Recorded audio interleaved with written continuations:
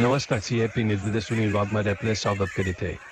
कल्याण डोंबिवली महानगरपालिकेच्या शास्त्रीनगरच्या हॉस्पिटलमध्ये नगरसेवक रमेश म्हात्रे यांनी शिंदे यांच्या लाडकी बहिणीला मारहाण केली.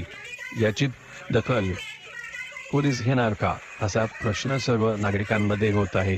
नगरसेवकाची ही बघा दादागिरी.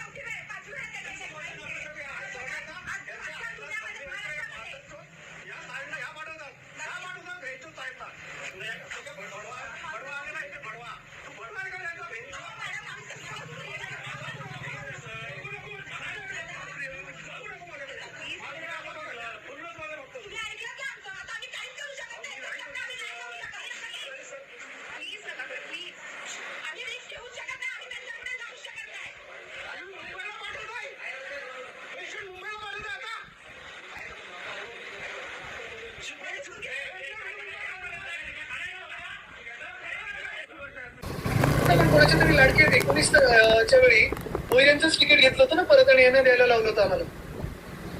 मुख्य गोष्ट हीच आहे की आता ठीक आहे, म्हणतात ते खासदारांचे एकदम जवळचे आहेत, लाडके आहेत वगैरे, पण मग लाडक्या बहिणी की लाडके रमेश म्हात्रे कोण?